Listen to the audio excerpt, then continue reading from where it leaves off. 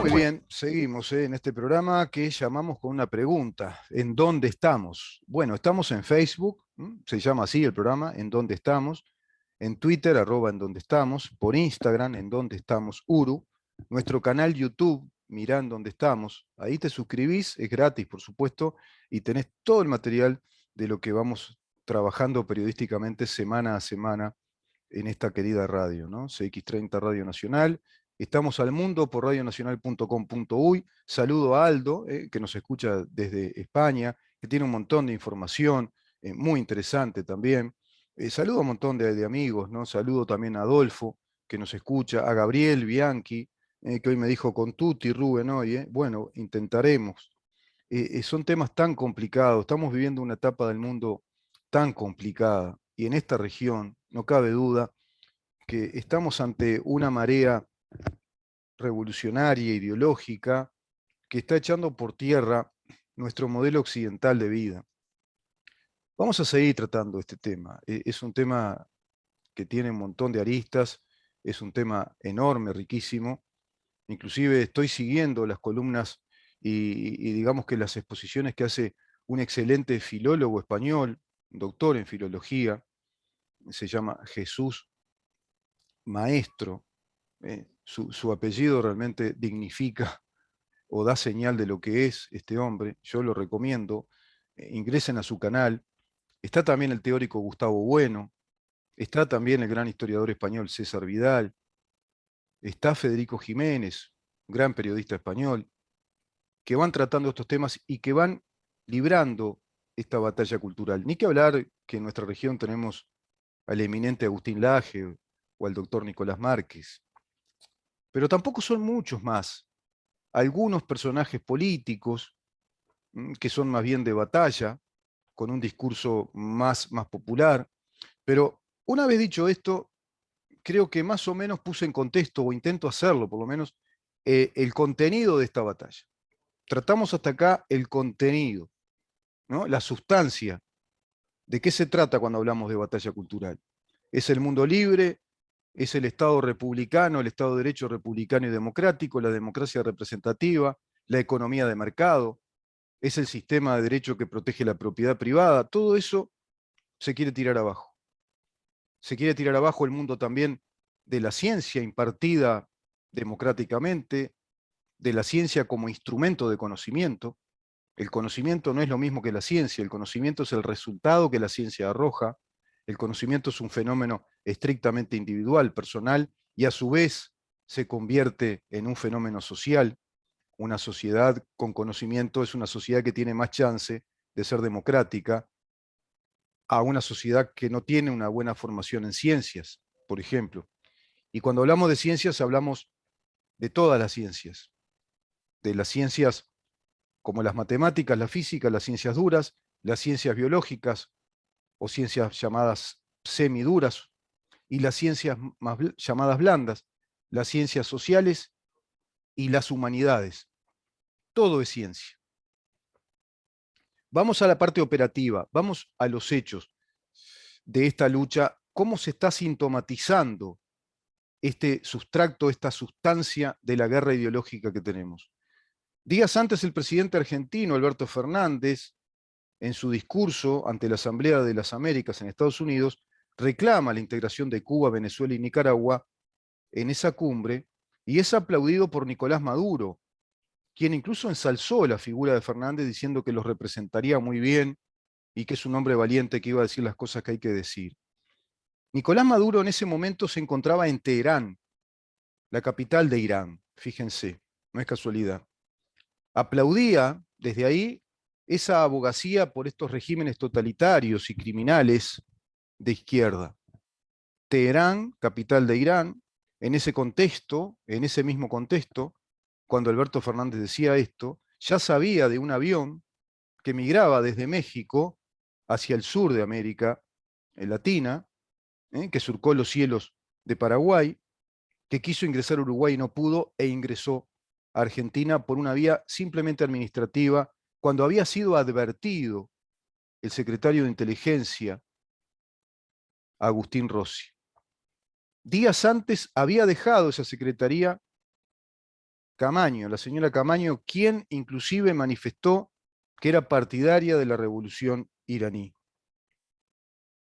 En ese contexto, un avión de Maham Air, que es una aerolínea de Al-Quds, que es Al-Quds es la quinta columna que integra el ejército oficial revolucionario iraní, sistema que se instala con el ayatollah Khomeini, tirando abajo el régimen anterior e instalando la revolución socialista iraní.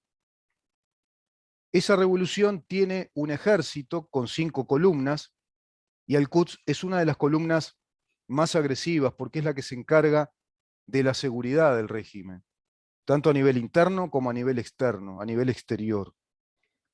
Y hay un integrante de Al-Quds que a su vez integra una fracción que es más agresiva aún, que son las Parsaks, que en persa quiere decir precisamente eso, que es una fracción como de antiguos persas, y tiene que ver con instalar la hegemonía cultural iraní de ese Estado teocrático en el Medio Oriente. Pero hace un pacto el ayatollah Khomeini, hace un gran acuerdo con Hugo Chávez, en el régimen de Hugo Chávez, y a partir de ahí se da una histórica alianza geopolítica entre Venezuela e Irán, Irán y Venezuela, pero a su vez también se va a extender esa influencia de Irán no solo a Venezuela, sino a la región, y se va, digamos que a introducir en ese plan organizativo revolucionario del Foro de San Pablo. En Venezuela opera, entre los tantos grupos que operan, como operan las FARC, también las tríadas chinas, también operan ISIS, también operan los kurdos, en territorio de explotación minera y de riquezas naturales, opera el Hezbollah. El Hezbollah es la versión terrorista internacional que sustenta el Quds, que es el ejército revolucionario de Irán. Al Quds le da el apoyo logístico, el entrenamiento militar, la inteligencia para que Hezbollah opere como grupo terrorista, digamos, como una extensión de esa revolución. Hezbollah opera en Venezuela. Está en el Líbano, por ejemplo, como un partido político, como una oferta electoral. Para que se hagan una idea de qué se trata todo esto respecto a este avión que el ministro de Defensa no dejó entrar a nuestro territorio nacional. Y muy bien hizo en no dejarlo entrar. En Argentina ingresa, se le permite aterrizar de acuerdo a un trámite administrativo, y este avión aterriza en aeropuerto, entonces, pero pronto es investigado por un fiscal que ordena la incautación de sus bienes y de la detención de sus tripulantes. Son 19 tripulantes, 14 venezolanos y 5 iraníes. En tanto ocurre esto en medio de todo el desastre social, económico, institucional del Estado argentino, ya destrozado, deplorado por este régimen populista kirchnerista. Bueno, el secretario de Inteligencia de Argentina, Agustín Rossi, manifiesta en un programa de televisión, programa militante del régimen kirchnerista, conducido por el periodista Dugan, periodista que termina en mala relación, creo yo, con el periodista Ignacio Álvarez, que era uno de los corresponsales que tenía en la vieja época del programa Ignacio Álvarez. Bueno, este señor Dugan se convirtió en un operador político del sistema kirchnerista en Argentina, y es quien hace esa entrevista a Agustín Rossi, el secretario de Inteligencia, quien llega a manifestar respecto a este avión que se trata de un grupo de instructores de vuelo, según él deduce, según él conjetura, pero que no tiene pruebas. Es decir, el secretario de Inteligencia cumple el rol de comentarista en un programa de televisión en plenos hechos gravísimos, cuando está pasando esto, cuando es un avión requerido por la inteligencia internacional, cuando tiene órdenes de no volar por estos espacios aéreos, tiene órdenes de no aterrizar, o sea, se le dan órdenes de inteligencia a distintos estados para que no lo dejen aterrizar. En tanto pasa eso, el secretario de Inteligencia de Argentina se da a la tarea de comentarista, cuando un secretario de Inteligencia tiene que dar información, pura y sencilla y dura información, no conjeturas, no opiniones, no me parece. Bueno, eso pasó, ese desastre, ese mamarracho pasó en Argentina. En tanto todo ello, son detenidos estos tripulantes ante el fiscal Villenas. Lo cierto es que este avión estaba, bueno, siendo investigado por la GAFI. La GAFI es el Grupo de Acción Financiera Internacional sobre el blanqueo de capitales, un organismo intergubernamental, un organismo de cooperación de todos los gobiernos de los países soberanos, cuyo propósito es elaborar y promover medidas para combatir el blanqueo de capitales. Proceso consistente, el blanqueo de capitales, en ocultar el origen ilegal de productos de naturaleza criminal. Esa es la lucha que se lleva a cabo a través de la GAFI. Es un organismo intergubernamental cuyo propósito es colaborar, es elaborar también, promover medidas para combatir el blanqueo de capitales, y ese blanqueo de capitales, cuando consiste ese blanqueo de capitales en ocultar el origen ilegal de productos de naturaleza criminal, cosa que muy probablemente traía este avión. 79 cajas, varias laptops, pendrives, pasaportes de todo tipo, autopartes, todo eso además no declarado. Eso es un delito, aduanero inclusive. No se declaró todo eso ante la aduana argentina. A su vez aterrizó cuando había orden de que no aterrizara. Es un avión, un jumbo, aerolínea de pasajeros, pero convertido en avión de carga, con 19 tripulantes. Muy sospechoso todo. Este mismo organismo y sus investigaciones, así como los tratados de cooperación internacional contra el lavado de activos, echa por tierra el argumento de Rossi e indirectamente el argumento electoral de Petro en Colombia, el ex M19, cuando habla kilométricamente de combatir el lavado de activos, hecho que ya existe porque Colombia integra la GAFI e integra cooperación además con el ejército, la inteligencia del ejército americano y con el FBI. Colombia hace años que está integrado a todo esto, porque hace años que como Estado sufre el terrorismo organizado, como el de las FARC. La cooperación militar y la inteligencia militar en Estados Unidos, en el gobierno saliente de Iván Duque, bueno, va retomando entonces ahora esta lucha contra el narcotráfico en esta otra zona.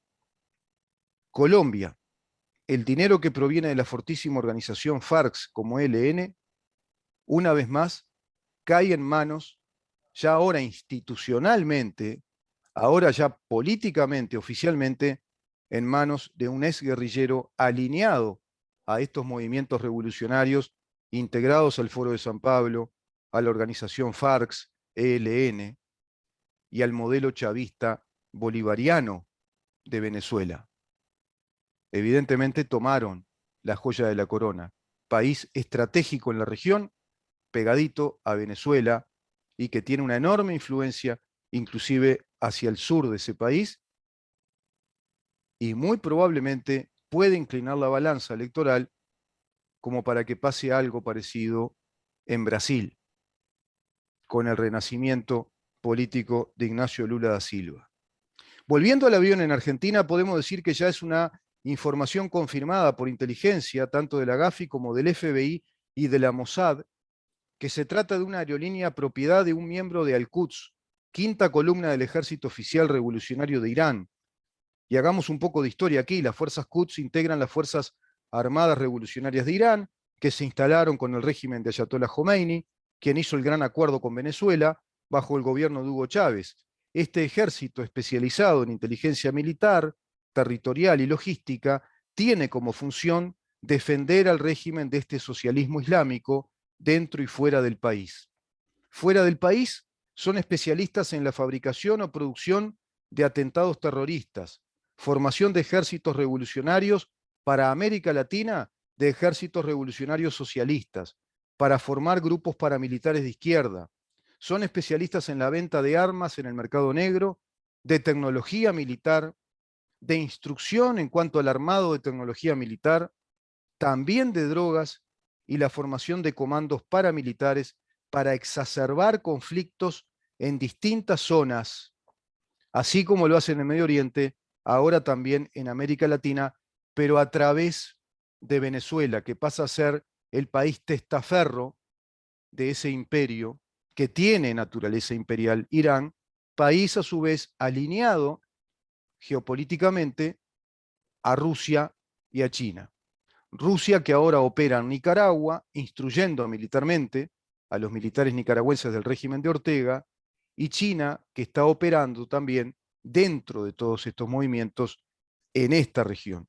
Acá estamos viendo ya la fase operativa, militar, estratégica, logística, que está totalmente involucrada en este asunto del avión. Lo del avión, lo de Petro, presidente en Colombia, lo del discurso de Alberto Fernández en la Cumbre de las Américas, lo de los aplausos y elogios de Maduro a Alberto Fernández, lo de la parodia, el mamarracho del secretario de Inteligencia Hugo Agustín Rossi respecto a este avión, lo del avión de EMRA, que es un avión de Conviasa, que es una empresa testaferro, a su vez, de una empresa iraní, y esa empresa iraní es de uno de los principales integrantes del Quds. Bueno, todo eso no es anecdótico, no es casualidad. Está implicando un gran plan organizado, estratégico, para instalar las revoluciones del socialismo del siglo XXI acá, en nuestro continente. Vamos a otra pausa y vamos a ir cerrando con este tema.